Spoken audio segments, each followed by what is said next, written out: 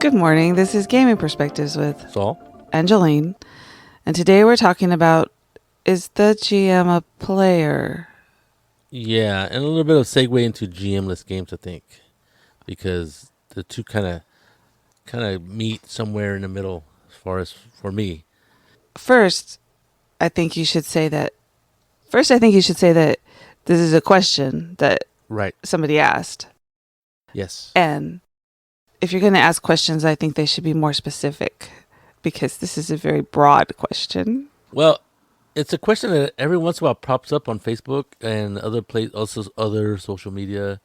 And there was a interview I saw, and I'm not sure if the guy had actually said it, but it seemed like he had asked that question or made a statement about there's a question out there if a GM is a player, if the GM is an actual player in a game that he's running.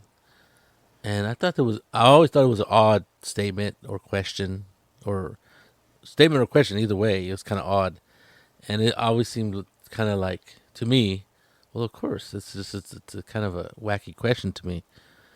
But then, as inquisitive people that I am, uh, I would try to figure out why people would say something like that. Why would people say that the GM is not a player? And sometimes those rabbit hole questions drive me kind of crazy. So I was trying to think of reasons why people would say that. Okay. I don't think the GM is a player. You're just being a devil's advocate. No. I think the GM is the facilitator, is the person who came up with the idea for the scenario if they wrote it themselves or bought the module. But I don't think they are a player. I think they are the game master. Okay.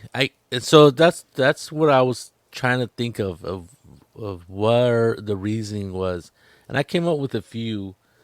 Not that one, though. That one is actually makes sense to me in a certain way because I hadn't thought of that. So then you asked me when I was coming up with this topic. You're like, I don't understand the question. I don't understand the topic, and I'm like, well, and it was hard for me to get it across because it really isn't that much to the whole topic, and I was like. And then you said at one point, well, you say you think that the GM is a player because you GM all the time. And then that means that you're not playing in the game. No, what I said is you want the GM to be a Right. player because you game all the time. And if they're not the player, then you're not getting to play. Yes. And that's probably why I probably am not very objective for the answer to this question as far as where this question came from or what it means. But I came up with some ideas. I came up with some ideas of why players or certain players would think that the GM isn't a player in the game that he's running. Okay, you need to tell us what they are now. So one idea is if it was from a certain age. He means older. If you're a gamer of a certain age. Anyway, yes, exactly. There's this idea of an adversarial GM. Now, we talked about this. We even had a whole podcast on the subject, episode on the subject. And I don't think that's where, I don't have that problem. Or I never had that problem really. Because I never really played with a lot of adversarial GMs. And if they were adversarial, they weren't like, for me, there wasn't open adversarial like. They weren't literally trying to kill your character in front of everybody. For the fact that I never had a TPK. I never ran one, and I never played in one as a player. Now, until recently, I hate to say, we played Gamma World. I think it was 3rd edition, and Phil ran the game, and we were way over our head. He ran it by rules as written. Right, and it's a terribly written rules set. I mean, I think. Oh, I don't know about terribly written. It's kind of crunchy. It is very old school. Yes. You could die, which I did. I was the first one to go, and my character kind of sucked. Well, that's what happens when you literally roll your dice to figure out what your mutations are. Mutations are, yes. Because your mutations were counterproductive to each other. Exactly, and it's totally random. But Philip isn't adversarial as a No, no. GM. Well, he I think he was running a module. He was running an Yeah. adventure, and I don't know what I don't know. I think we were first level. I don't know if we were. You were first level Were we? because I made a character for that game. I didn't play it because We were too tired. I was too tired, but No, but it was fun. I really liked it. I mean, we got I don't know how far we got to the end of the game. well, you all Of the died, adventure, but so we all died pretty much in the same part of the game, which is actually fitting because we run a 3 game or 3 session. session limit on our Friday nights, and we rotate GMs, and that was his third night. So I don't know. Maybe he did it on purpose to end it, so we wouldn't have to come back in for another I don't session. think so. I think he just let you experience Yes. exactly what was. And he gonna was happen. stunned when I said, "That's my first TPK," and I'm not sure. I think Mike and Felipe. I think all of us had never had a TPK, but see, we played our game, and then I hate to get into the history of who we are, but my brother had started a club in Salinas at a public library. It's a Steinbeck Public Library in Salinas, and at one point, I stopped going for whatever reason, and then my brother stopped going, and even though he was in charge, so basically it just ran itself. The librarians would open the doors and let the kids in. They were young people, and like Felipe was still like the leader or the organizer of the club, but he didn't show up, or he stopped showing up. And anyway, so what happened was Phil and Jim and others became the game masters and stuff, and so Felipe's guidance in that sense kind of went away, and it became what most people would consider a typical young male games happening at the Steinbeck Library, where there was a lot of TPKs, there was a lot of player on player violence and stuff. Not player on player, character on character violence. I hope it's not player on player. Yeah. So they had a totally different experience than I did, and there was a one player, Randy, I believe, and he was very chaotic anyway, in his real life, and his characters were always crazy, right? They were always doing crazy things, and he actually would run games. I think he would run Traveler was the game of choice, and he was very adversarial. He and Philip, because I don't remember playing with Randy. He was a friend of the Blakes. Yes. And did you ever meet Randy? Yes. Okay, yes, right. We actually were in a rotisserie baseball league together. So I think they had a different experience growing up, being young men playing D&D and other role playing games than we did, than me and my friends did. Because you hear these horror stories all the time about young guys playing role playing games. Anyway, so your argument there is that the GM shouldn't be a player? No. So I was thinking that maybe people like my age were like not the last era of the adversarial GM, but it seems like the way games are structured or written, the adversarial GM kind of should had gone to the way of the dinosaurs. Because people your age who played with adversarial GMs made the next generation of games. And there's that, yeah. I thought, and I think that the hobby has changed, especially when you look at games today. And then people today, they don't enter the game because of like they were token fans or fantasy fans, and they were war gamers. They enter because of social media, right? They see Critical Role. They remember the TV show Dungeons and Dragons. They may have seen any of the crappy movies that came out 10 years ago or more, and thought about playing it. And That's your opinion of the movies, right? Oh no, it's pretty universal. They're pretty crappy. Actually, the low budget one is better than the high production value one that was 10 years in the making, which should have not made it for 10 years. It was terrible. But they're making another one, so who knows? It might be good. Anyway, so to me, people who play now come from a different background or whatever, and so to me, it seems like it would be that there's no adversarial GMs running games anymore. But I guess there is. The whole idea is that the GM not being adversarial would make it That doesn't have anything to do with the GM being a player, though. Well, in the eyes of people who are like if you played under an adversarial GM, it was you against him or her against the GM, and you were trying to keep your character alive by using the rules and stuff like that. For me, people look at that as seeing that, well, one, it's probably not a good way to play, but two, the GM is like inserting himself into a game, right? And he's being Here, a player. to succinctly say what you're saying, when I asked Google, this is what she told me. When I ask, is the GM a player? She says, in general, no, but it depends upon the game. In games where the GMs play an adversarial role or adjudicates rewards, also playing characters creates a conflict of interest. There will likely be questions of favoritism towards her own role. Okay, that's true. That's when I think when you have a GM that has their own player character in the game, and I think that definitely is a terrible idea. Some people say, "Oh no, there's no problem," and obviously there is a problem because people are you willing to kill your character as a GM? And some people, "Oh yeah, I have no problem." Liars, right?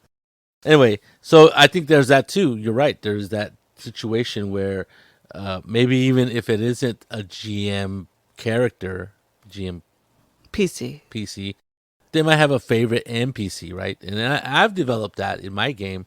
I've talked about Jervis, That's your own issue. the guy from Forgotten Realms, who I really like the character. I think he's pretty cool. Now, if a player thought that he was evil or up to no good or whatever, and tries to kill him, I probably in the past I would try to do anything to save that character.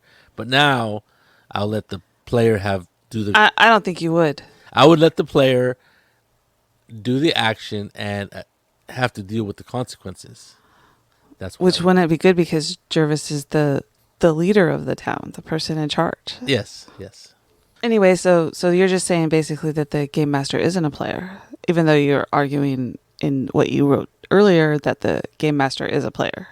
Okay, so you could take that route, I guess, that idea. But another thing I was thinking about is, because the GM interacts with the players. How does he interact? Not only does he adjudicate, not only does he say, "Well, this is what you encounter, this is what happens," but he also plays NPCs, non-player characters, and non-player characters are the way the players interact with the world. And obviously, what is a role playing game? When people are playing roles and interacting with each other. This is usually players are interacting with each other, but the GM also does that, right? Through non-player characters. He is playing a Nancy the barmaid. Nancy the barmaid is interacting with Ironbeard Crone Star, whatever the dwarven name is. So he's interacting, they're role playing. Iron's Beard is trying to find information about stuff. And here's Nancy, the barmaid, who's interacting with him, and the GM is playing Nancy, and that's role playing. And so obviously, to me, anytime a GM plays an NPC, he's role playing, and therefore he's in the game. He's a player in the game. So any idea that the GM is not a player is hogwash. Hogwash, I say. For that simple fact, right? I totally disagree. Ugh. When you're running the non-player characters, it's because it's part of the encounters that you're creating for the players. You created the adventure, or you're running a module. You're facilitating the game at the table. You're not a player. You're the game master. Okay. I agree to disagree.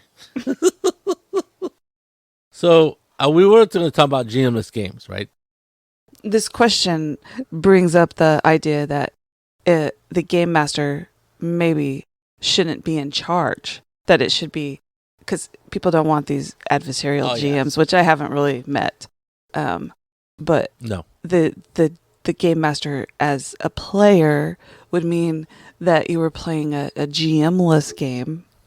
I read, but I've played in GM-less games, and if there wasn't somebody who knew the rules to start with and told everybody else what they were and how to play, it's really not GM-less.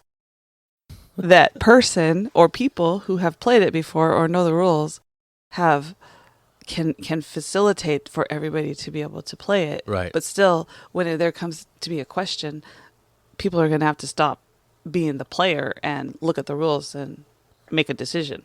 Yeah, I have noticed that in almost every game that we have played where there's a GM-less, called a GM-less game, and we played a few.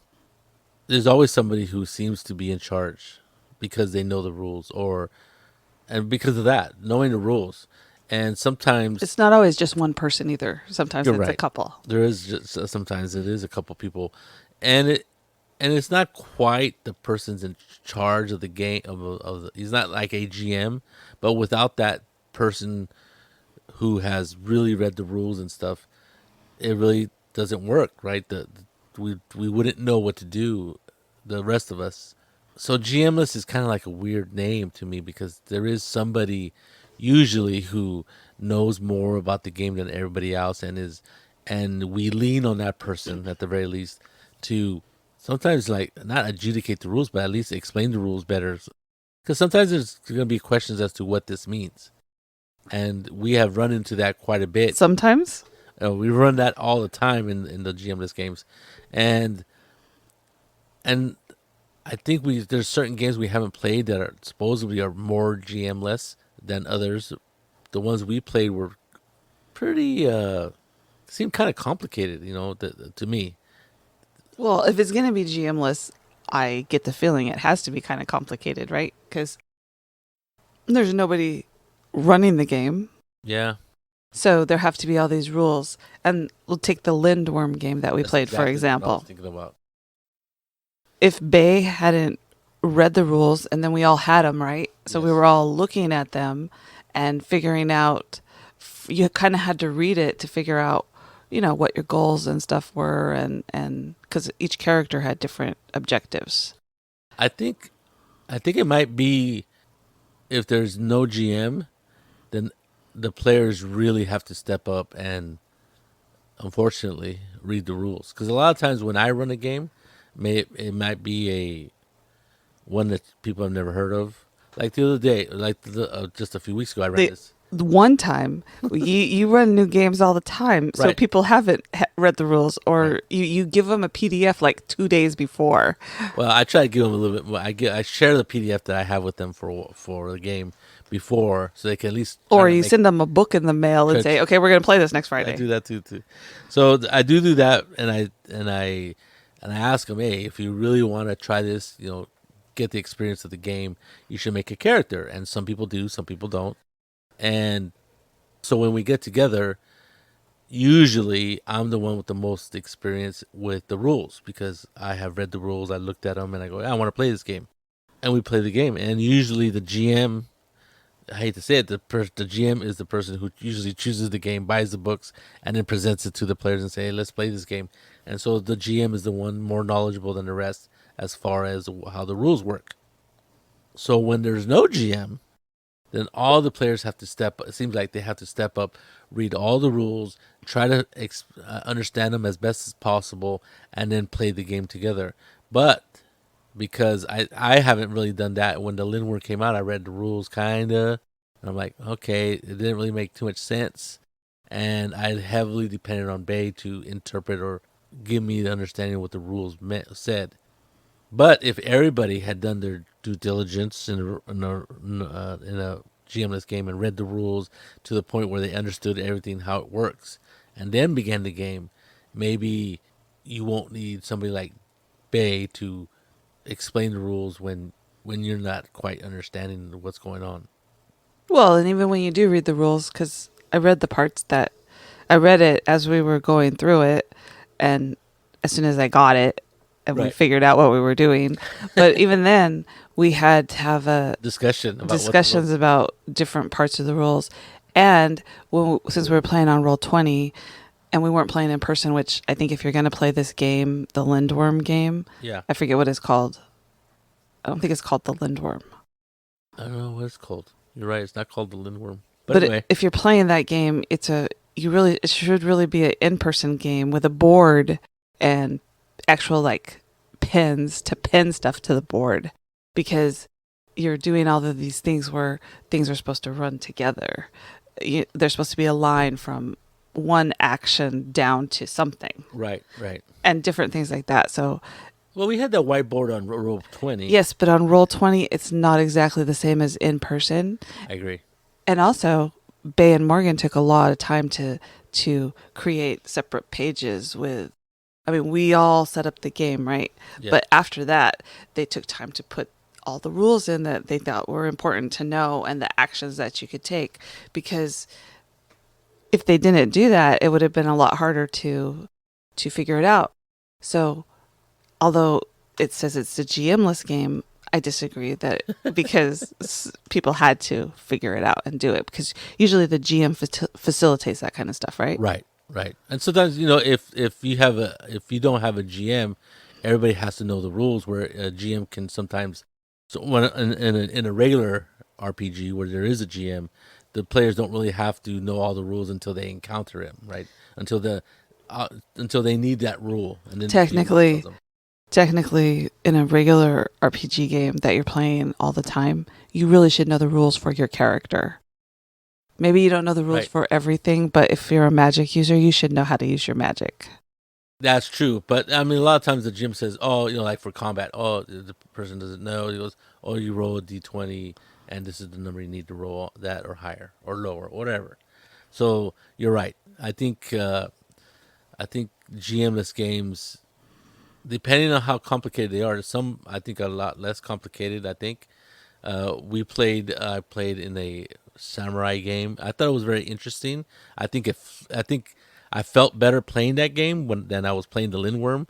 The Lindworm game was a horror game, summer camp or something, whatever it was called. I forget what it was called, but the Japanese, it was a Japanese samurai ninjutsu game, was really fun, and it was very open. It was like, everybody commands a scene, and you can include another person in the scene if you want to. Other people can try to interject themselves into the scene on your permission, blah blah blah. But it was good. I liked that one. I had more of a I had a better time playing that game than the Lindworm game. But the Lindworm game is a horror game, and I wasn't really into the whole. I'm not into the real horror aspects of that game. That genre, yeah. Especially that one, right? That one has to do with traumatic issues when you're a kid. I've said this before, even though I didn't live in an ideal growing up situation, I did have an idyllic, if that's a word, adolescent period, right? I was a kid who was like Mayberry. I was riding my bike in the neighborhood until the sun went down, right? That was the rules. You better be home before sundown. They weren't worried about me doing drugs somewhere or anything like that. It was just something that was it was like Mayberry. Except there was gangs out there and stuff, but for the most part, it was okay. So I really thought that Japanese samurai game was a lot more fun and conducive to GMless playing than the Lindworm, simply because it was much less rules. And there's other games that have less rules, where more or less you play roles already, right? They give you like a sheet of paper. They call them playbooks or whatever we want to call them, and they kind of explain the rules on that one sheet of paper, and you just play that role. Usually Fiasco is one that's always claimed to be a very good GMless game, though I've never actually played Fiasco. So I think GMless games are, for the most part, it seems like to me, and I guess I think you agree, the idea that they're GMless is kind of a misnomer. Sometimes some of them do admit that there needs to be a facilitator or somebody who really knows the rules. And in the case of the one about the Lindworm, because it's really like super structured and there's like 3 acts and all this stuff is happening, I think I think you need somebody who really knows the rules, and hardly, I don't think, unless you get people who are really bought into the game, are you going to get 3, 4, 5 players? I don't know how many players you can get in that game to read all the rules and have full understanding of the rules. So that's what I think. I think that in those situations where there's a lot of rules, the idea that they're GMless is kind of not quite true. So the idea of the GM as a player, or is the GM a player, Right. would really only apply if you're playing a GM-less game, because then the person who knows the game the best would be playing it also Right. as a player. Yes. So in reality, Here we go. when the question is asked of, is the GM a player, really the GM's job is really to plan out the adventure or read the module, Okay. know all the rules, and the players should probably do that too, especially if you're playing D&D or something like that. But they're basically put out the plot of the story that you're going to be playing that day, right? Right. So that doesn't necessarily make them a player. That makes them the author of the day. The director, because during the game they're like directing the action, facilitating for the players to be playing the roles that they're playing. Yeah. I understand. And then they have to be a referee, right? Because they have to decide on which way the rule goes. Yeah, they adjudicate. And then they're managing the entire day adventure to make sure that people stay on track. And I don't mean that as a railroad track. I just mean that, Charlie doesn't go off and talk for 2 hours on one thing, Right. and everybody else is sitting at the table falling asleep or looking at their phones. So that's another job of the GM. And none of those really shout player to me. Except when they're playing an NPC. That's part of facilitating the encounter for the players. Okay, I understand what you're saying, but I agree to disagree. No, I totally agree with you in every aspect of what you just said. Totally agree with you. But I disagree with you that you're saying that the GM is not a player in the game. Because deep down, every time you run a game, you want to be considered playing in that game. Yes, I am. You're right. Because you're right. The thing is that the GM usually in the traditional GM game, the GM has.